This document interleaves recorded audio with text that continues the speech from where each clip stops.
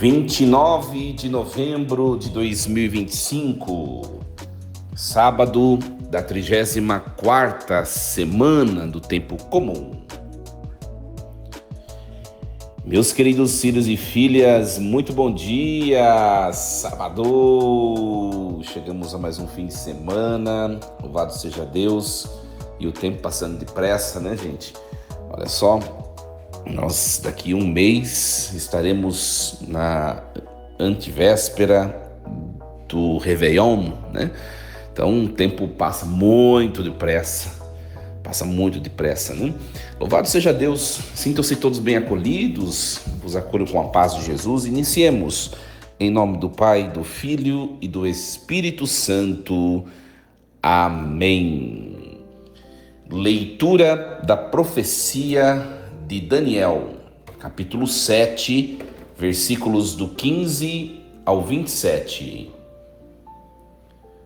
Fiquei chocado em meu íntimo. Eu, Daniel, fiquei aterrorizado com essas coisas.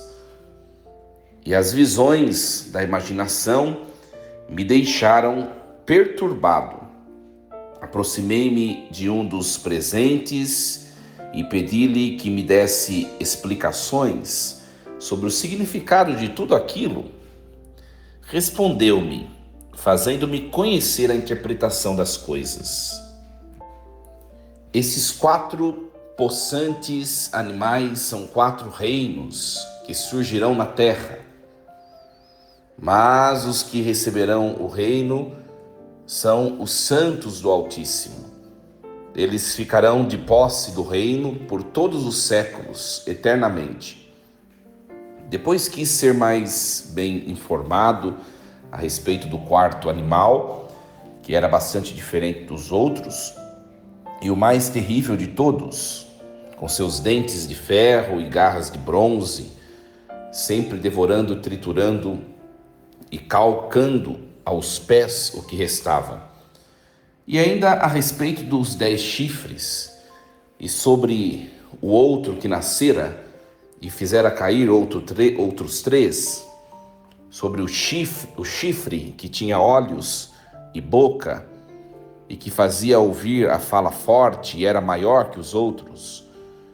Continuava a olhar, e eis que este chifre combatia contra os santos e vencia, até que veio o ancião de muitos dias e fez justiça aos santos do Altíssimo.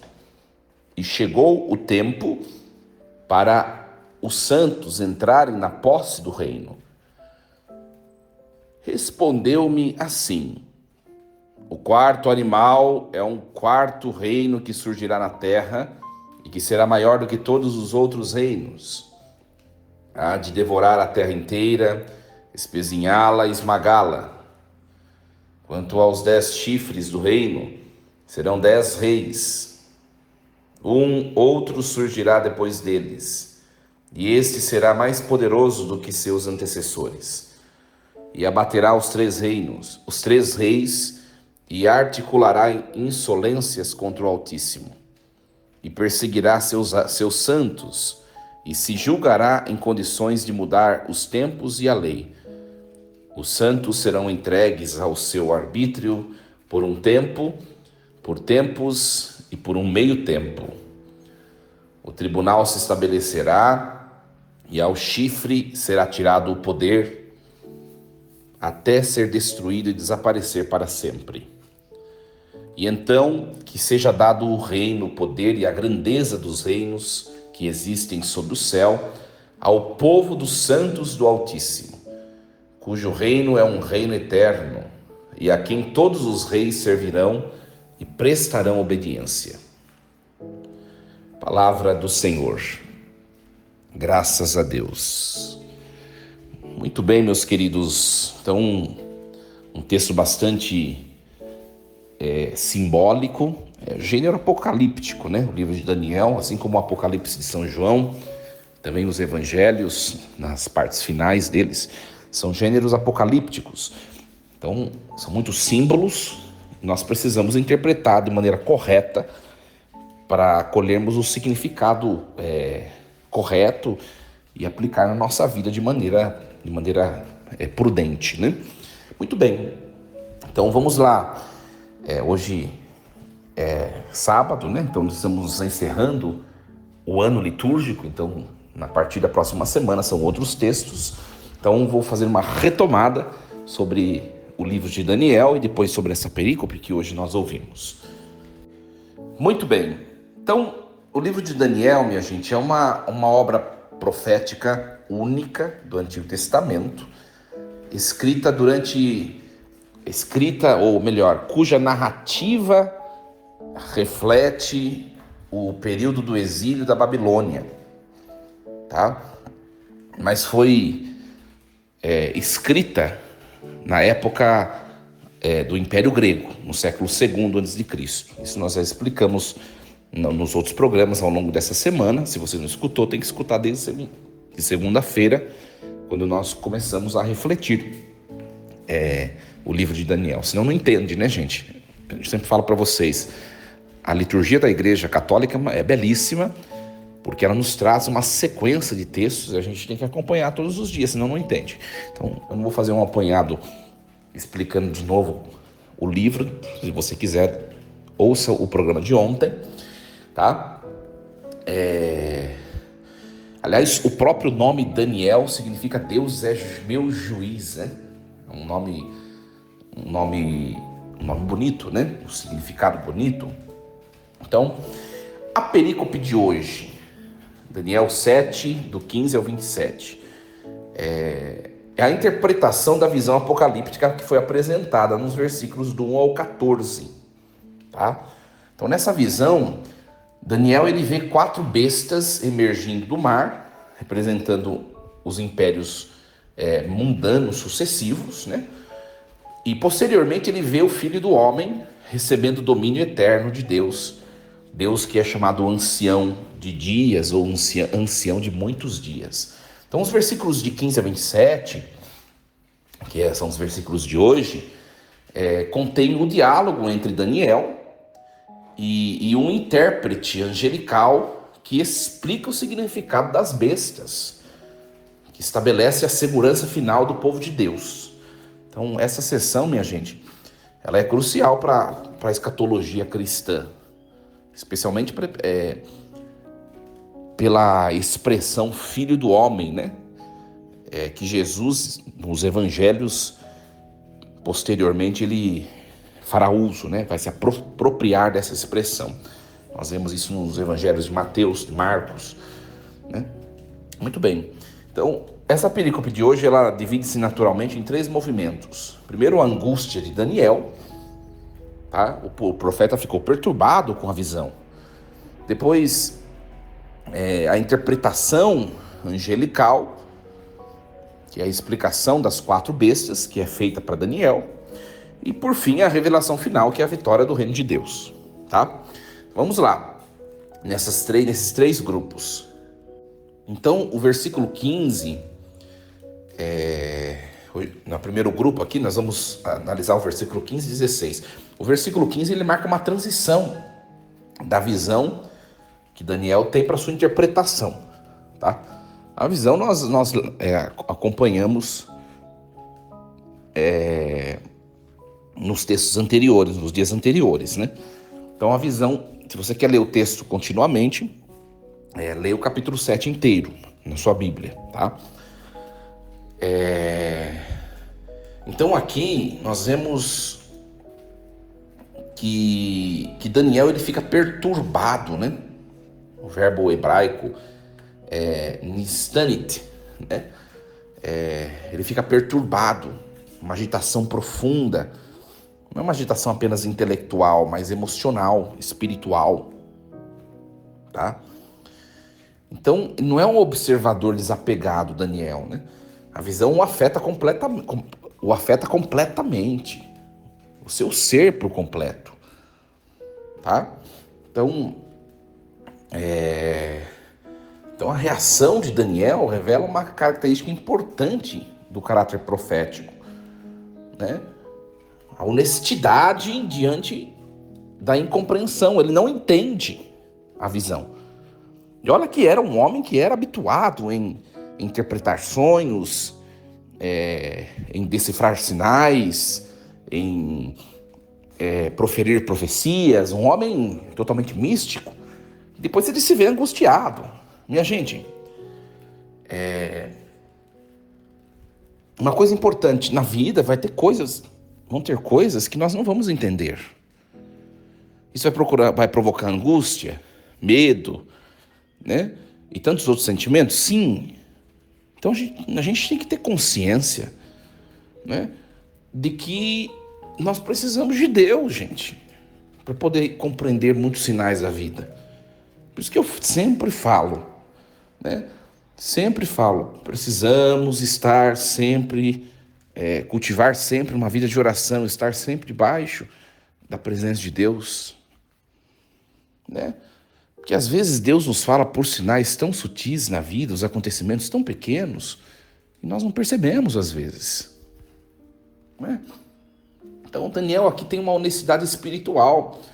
Então nós também, como Daniel, somos convidados a reconhecer quando nós não compreendemos os planos e os propósitos de Deus.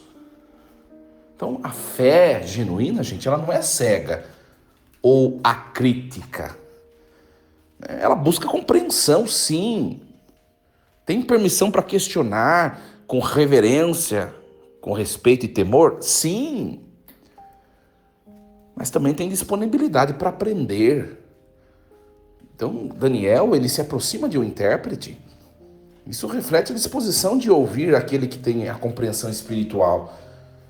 Os mestres, os pastores, a comunidade de fé, especialmente a palavra de Deus, né? É muito interessante, gente, partilhando com vocês, né? Nesses poucos anos de sacerdócio, tenho 5 anos, estou indo para 6 anos, eu já vi muita gente, também algumas pessoas, vamos dizer assim, né? Algumas pessoas virem questionar a pregação, minha pregação, a palavra de Deus, a mensagem. Olha, ao longo desses anos de sacerdócio, ou de ministro ordenado, né? De 6 anos, estou indo para 7, ministro ordenado. Ora, eu sempre procurei ser fiel à doutrina. Falar aquilo que está na doutrina, aquilo que é a interpretação católica bíblica, né? E já teve alguns questionamentos. Por quê? Porque é difícil, a palavra de Deus às vezes ela nos machuca. E o primeiro a ser machucado é quem fala, né? Quantas vezes tem que pregar alguma coisa que a gente fala assim, nossa, isso é meio complicado, né? Mas já teve algumas pessoas que vieram questionar assim, por quê? É soberba, né? A pessoa não consegue perceber que Deus está a falar com ela e que ela sozinha não consegue se comunicar com a transcendência ao seu modo. É Deus quem fala, o que Ele quer falar, não é? Depois nós temos esse grupo 2 aí, que é os versículos do 16b ao 22. O anjo, ele interpreta as bestas para Daniel. Então, ele diz ser 4 sucessivos impérios mundanos. Então, a tradição histórica, né, os identifica como, eu já falei para vocês, né? O Império Babilônico é o primeiro, depois o Império Medo-Persa é o segundo, depois o Império Grego é o terceiro, chamado também helenístico, de maneira muito mais direta, o Império Seleucida, né? O Império Grego. E por último o Império Romano. São os 4 grandes impérios que se sucedem, tá? Porém, o cerne da mensagem não é a análise política descritiva, mas a teologia da história, sabe? que quer nos mostrar o quê? Que Deus controla absolutamente as nações. Né? Garantidamente Deus entregará o reino aos santos no final de tudo. Então, esses versículos 17 e 18, a justa posição desses versículos é teologicamente crucial. Mas os santos, olha só o que diz o texto, mas os santos do Altíssimo receberão o reino e o possuirão para sempre. Olha que bonito isso. Então, nós vemos aqui que esse contraste aponta que enquanto os impérios se levantam e caem, há uma realidade que é permanente em meio a tudo isso, que é a soberania do povo de Deus. Né? Interessante. Aqui não é questão de qual império vencerá, tá, gente? Qual império vencerá? Não é essa a questão aqui. A questão é de para quem Deus entregará o reino último. Para quem? Então, nós vemos aqui no texto que a quarta besta, ela é singular, né? É a mais terrível que todas as três outras, né? Tem dentes de ferro, que significa força bruta, destrutiva, né?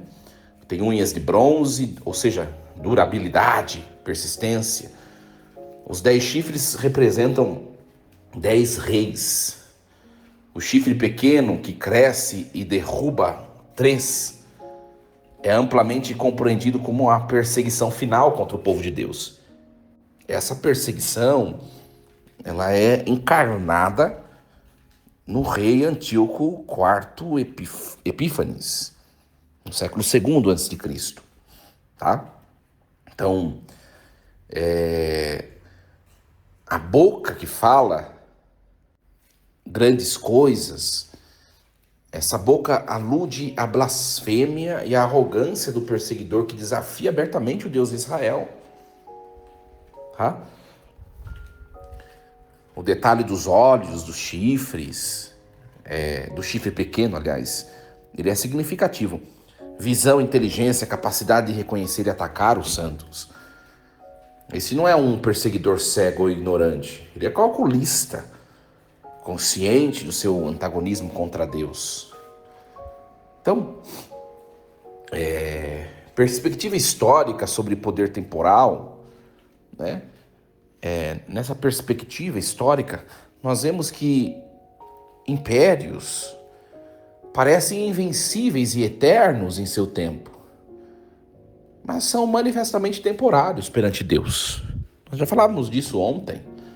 A Babilônia, a Pérsia, a Grécia, Roma, todos esses impérios caíram, gente.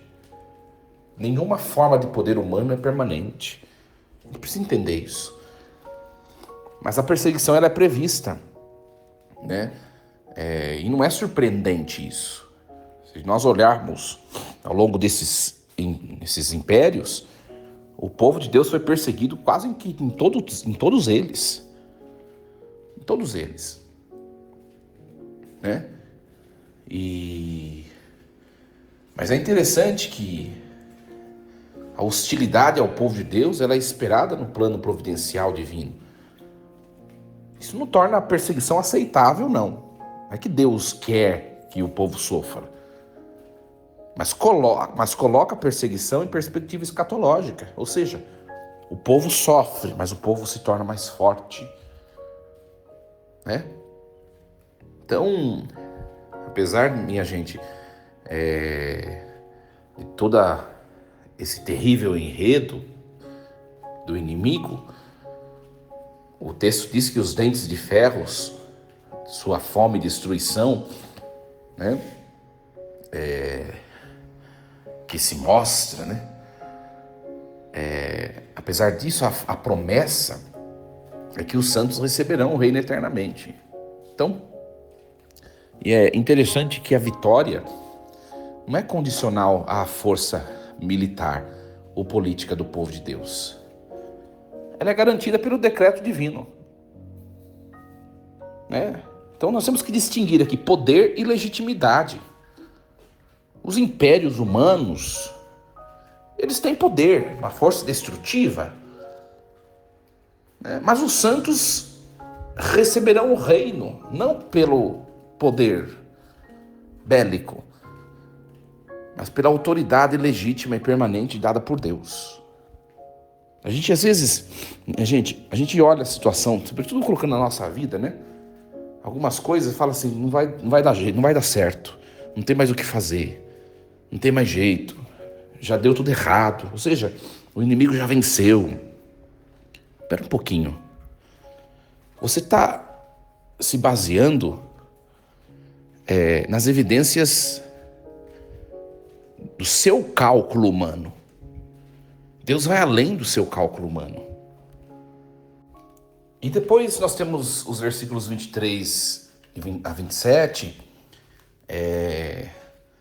que constituem o clímax apocalíptico dessa perícope de hoje, tá? Então nós vemos que o anjo ele fornece detalhes cruciais que estruturam a compreensão cristã da história, né? Primeiro, o domínio brutal do quarto reino, tá? Olha só, devorará toda a terra e pisará os pés e a despedaçará, né? Ou seja, uma linguagem de conquista total, destruição sistemática, humilhação, né? Então, a repetição tríplice, né? Devorar, pisar, despedaçar. Mostra a devastação que fez, sobretudo o Império Romano, né? Então esse reino não apenas governa, ele aniquila, tá? Depois nós vemos a questão do chifre pequeno como perseguidor, né? O chifre ele emerge após 10 reis, derruba 3, sugerindo a consolidação de poder através da eliminação de rivais, né? Então, e aqui diz, ele proferirá palavras contra o Altíssimo. Então a rejeição deliberada e blasfema da soberania divina, né? Vai mudar tempos e leis, né? É a referência direta histórica, a tentativa que Antíoco IV Epífanes teve de eliminar práticas judaicas, né? Nós já falamos sobre isso. Ele quis tirar a religião judaica de todo jeito, tá? A circuncisão, o calendário lunar, a lei de Moisés, as práticas da religião, ele quis tirar tudo, a observância do sábado, enfim. Então era uma tentativa sistemática de assimilação forçada, tá? Depois, no versículo 25, nós vemos um sofrimento limitado, né? Olha só, os santos lhe serão entregues na mão por um tempo, 2 tempos e metade de um tempo. Período simbólico de perseguição aqui, né? Ou seja, 1 tempo, 2 tempos, metade de um tempo. Então, ou seja, 3 anos e meio, né? Então aqui tem a especificidade numérica, né? Que teologicamente é significativa. Não comunica que o sofrimento é breve e por isso acaba por relativizá-lo. Não. Mas que é limitado e contado. Então Deus estabeleceu o termo exato. A perseguição não é caótica, está sob controle divino. E o versículo 26, acontece o julgamento divino. Olha só. Mas assentar-se-á o juiz. Olha só. Então aqui refere-se ao ancião de muitos dias, que é mencionado nos versículos 9 e 10, né? Que representa o próprio Deus como juiz supremo, né? Esse mas é a palavra-chave, ou seja, é um contraste absoluto aqui. Enquanto o chifre persegue, o juiz está se assentando. Não há atraso divino, não há negligência, não há vitória final do perseguidor. Tudo no tempo de Deus. Olha, é uma aprendizagem estupenda para nós que somos imediatistas, que queremos as coisas do nosso jeito, quando nós queremos, sabe? Ah, aconteceu isso, eu quero que aconteça isso, tem que ser de tal jeito. Calma, vai vivendo na certeza de que Deus está conduzindo a sua história. Parece que tudo tem que ser como nós queremos. Isso não é como nós queremos, nós esperneamos, nós nos entregamos ao mal, nós desistimos das coisas. Calma. Olha, enquanto o chifre pequeno estava maltratando o povo, o ancião de muitos dias estava se assentando no trono. Tudo no tempo certo. Tudo no tempo certo. Então, é muito interessante. Muito interessante. Não há, gente, atraso divino. Não há. Então aqui o domínio ele é tirado. Não é gradualmente dissipado. É separado com autoridade. A besta, ela é destruída, desaparecida até o fim. Uma aniquilação total e permanente do mal. E o reino eterno aos santos, né? O versículo 27. O contraste é absoluto entre a temporalidade e a eternidade, né? O reino e o domínio, a grandeza dos reinos, debaixo de todo o céu, serão dados ao povo dos santos do Altíssimo. E o seu reino será um reino eterno.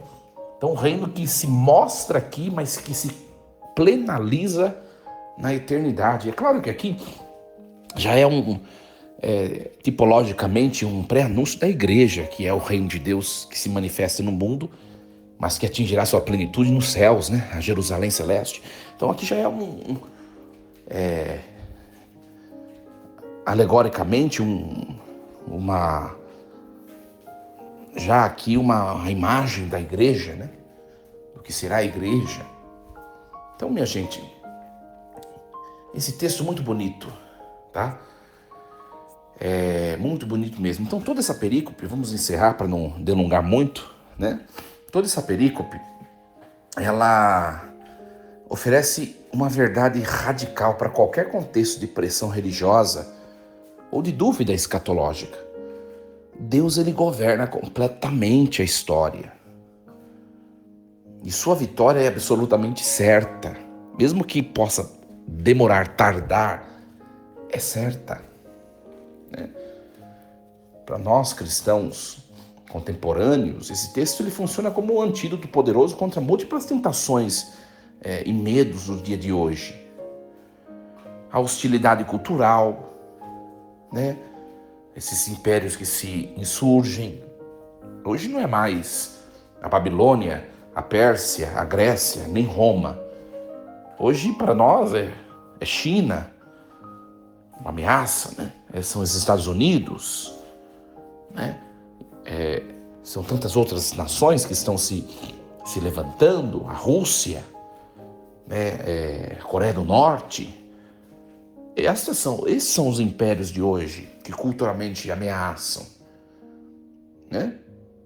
Depois, nós vemos o secularismo que avança, cristãos são marginalizados, valores bíblicos hoje em dia estão cada vez mais ridicularizados,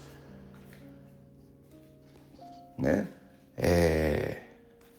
E o texto é claro, né? Essas situações devorarão, pisarão aos pés, ou seja, vão fazer uma pressão forte contra os cristãos. Mais uma vez, mas a justiça divina, ela acontecerá. Assentar-se-á o juiz no seu trono, o ancião de muitos dias. Então Deus não descuida, não dorme, gente. Não esquece. A justiça persiste temporariamente, mas o julgamento divino é inabalável, final. Né? Então, a aplicação última desse texto é profundamente simples. Permaneçamos fiéis, não por promessas de vitória temporal imediata, mas porque o reino de Deus ele é eterno, ele está garantido. Sou eu e é você convidados a participar dele. Então essa é a esperança que transforma mártires em heróis. Medo em coragem, a derrota aparente em vitória certa. Que nós esperemos em Deus. Queridos, desejo a vocês um excelente fim de semana. Nós estamos com essa reflexão também em comunhão com a igreja, encerrando este ano litúrgico. Amanhã, domingo, será o primeiro domingo do tempo do Advento e iniciaremos um novo ano litúrgico, um novo tempo litúrgico, com outros textos bíblicos.